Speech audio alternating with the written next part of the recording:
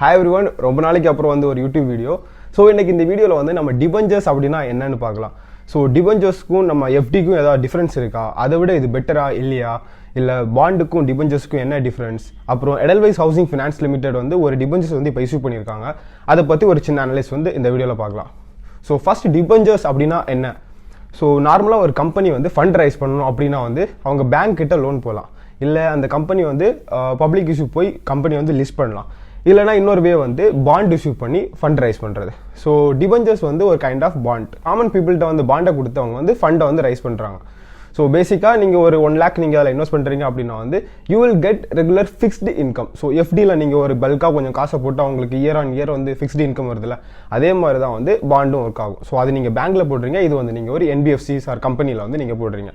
So for example இப்போ நீங்கள் 5 years வந்து எஃப்டியில் போடுற மாதிரி இதில் பல்காக ஒரு அமௌண்ட் போட்டிங்க அப்படின்னா வந்து நீங்கள் இயர் ஆன் இயர் வந்து நீங்கள் ஃபிக்ஸ்டு இன்ட்ரெஸ்ட் வந்து உங்களுக்கு கிடைச்சிட்டு இருக்கும். ஸோ 5 வருஷம் உங்களுக்கு மெச்சூரிட்டி முடிஞ்சதுக்கு அப்புறம் வந்து உங்களோட கேபிட்டல் நீங்கள் எவ்வளோ இன்வெஸ்ட் பண்ணீங்களோ அந்த அமௌண்ட்டை வந்து நீங்கள் திரும்ப எடுக்கலாம். இதுதான் டிபெஞ்சர்ஸ். பேசிக்காக இப்படி தான் ஒர்க் ஆகும். ஸோ இந்த டிபெஞ்சர் வந்து 2 விதமாக பிரிக்கலாம். ஒன்று வந்து நான் கன்வெர்ட்டபிள் டிபெஞ்சர், இன்னொன்று வந்து கன்வெர்ட்டபிள் டிபெஞ்சர். கன்வெர்ட்டபிள் அப்படின்னா வந்து அந்த பாண்டை வந்து நம்ம ஷேர்ஸாக வந்து கன்வெர்ட் பண்ணிக்கலாம். என்சிடி நான் கன்வெர்ட்டபிள் டிபெஞ்சர்ஸ் அப்படின்னா வந்து அதை நீங்கள் கன்வெர்ட் பண்ண முடியாது. ஸோ உங்கள் மெச்சூரிட்டி முடிஞ்சதும் உங்கள் காசு வந்து அவங்க ரிட்டர்ன் கொடுத்துருவாங்க. இப்போ இதை இன்னும் நம்ம கிளியராக புரியுற மாதிரி எடல்வைஸ் ஹவுசிங் ஃபினான்ஸ் வந்து ஒரு என்சிடி நான் கன்வெர்ட்டபிள் டிபெஞ்சர் வந்து இஷ்யூ பண்ணியிருக்காங்க. அதை வச்சு கொஞ்சம் டீட்டெயிலாக வந்து நம்ம பார்க்கலாம். இதான் எடல்வைஸ் ஹவுசிங் ஃபினான்ஸ் லிமிடெடோட ப்ராடக்ட் நோட். உங்களோட என்சிடி இஷ்யூ ஓப்பன் டேட் வந்து April 6th, 26th வந்து க்ளோஸ் ஆகுது. ஸோ இந்த டேஸில் வந்து நம்ம வந்து இதில் இன்வெஸ்ட் பண்ணணும், இல்லை அப்ளை பண்ணணும் அப்படின்னு வந்து அப்ளை பண்ணிக்கலாம்.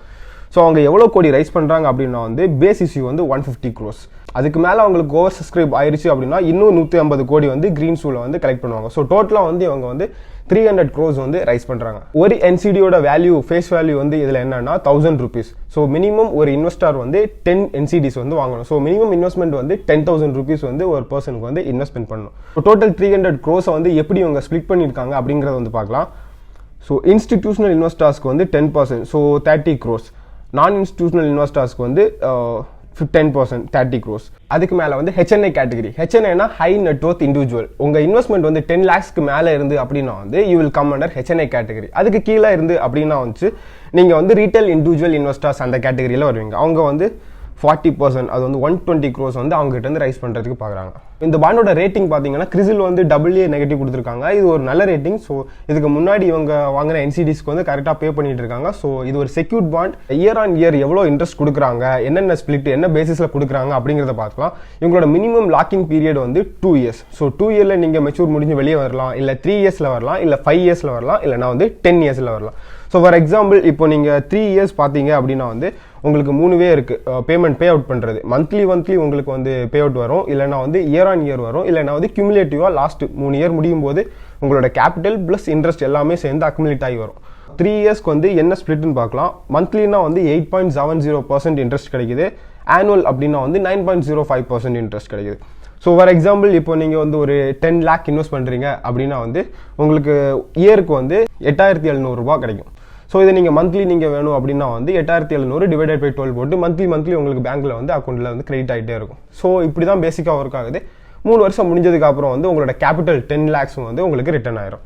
உங்களுக்கு இந்த பாண்டில் வந்து இன்வெஸ்ட் பண்ணணும் அப்படின்னு ஒரு ஆசை இருந்துச்சு அப்படின்னா வந்து நீங்கள் என்னை காண்டாக்ட் பண்ணுங்கள். நான் இதை பற்றி இன்னும் டீட்டெயிலாக வந்து உங்களுக்கு சொல்கிறேன். என்ன நீங்கள் காண்டாக்ட் பண்ணணும் அப்படின்னா வந்து கீழே நான் இன்ஸ்டாகிராமோட பேஜோட லிங்க் கொடுக்குறேன், ஃபின்மேண்டரின்னு. அதை ஃபாலோ பண்ணுங்கள். இன்னும் நீங்கள் ஃபாலோ பண்ணல அப்படின்னா வந்து அதில் டிஎம் பண்ணுங்கள், நான் கண்டிப்பாக ஹெல்ப் பண்ணுறேன். இவ்வளோதான் இந்த வீடியோவில் சொல்லணும் அப்படின்னு நினச்சேன். டிபெஞ்சர்ஸ்னா என்ன அப்படிங்கிறது வந்து உங்களுக்கு நல்லாவே புரிஞ்சிருக்கும் அப்படின்னு நினைக்கிறேன்.